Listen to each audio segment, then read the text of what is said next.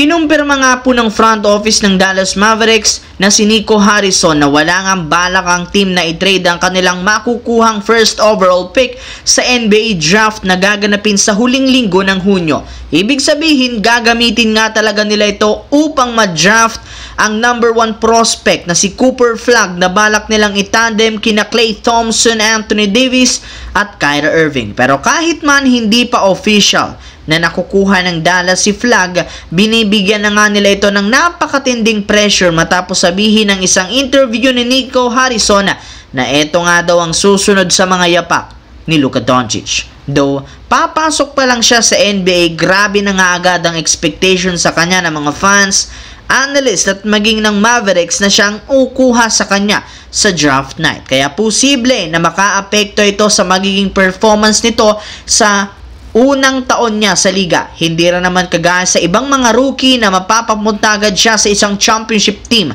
Meaning hindi nga siya mabibigyan dito ng sapat na panahon para makapag-adjust, mapa-improve ang kanyang laro. Samantala, kagayang naibalita ko sa inyo, personal na kinausap ni LeBron James ang front office ng Lakers para mag-request ng bagong sentro. Inamin nga nito na simula nga po nang mawala sa kanilang lineup si Anthony Davis, sobrang nanghina ang kanilang front court.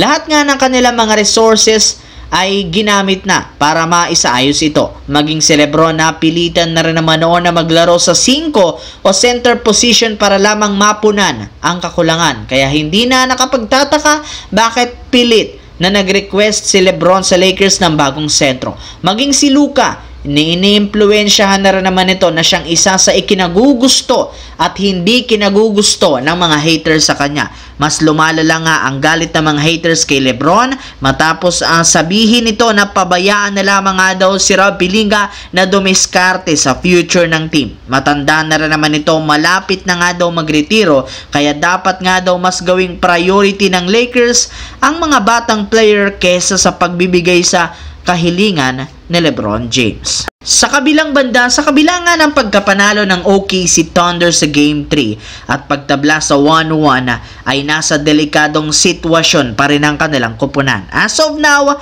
hindi pa rin naman nila hawak ang home court advantage. At kapag nagkamali muli sila sa Game 3, Game 4, maaari nga pong mabaon sila sa 1-3 bago pa bumalik sa kanilang home court sa Game 5. Ngunit, mismong si SGA na ang nagsabi sa interview, wala siyang pakialam kahit lilipat na ang kanilang serye sa home court ng Indiana. Sisiguraduhin pa rin naman ng Thunder na mapapanatili nila sa Game 3, Game 4 ang momentum. Napatunayan ng team sa nakalipas na serye na kaya nilang manalo sa mga high-pressured road games. Kaya hindi na bago para sa kanilang mga players ang sitwasyon ngayon. Kailangan na lang naman ng Thunder mag-focus, ipagpatuloy ang game plan para gumana laban sa Indiana Pacers. Well, anong masasabi nyo dito mga idol?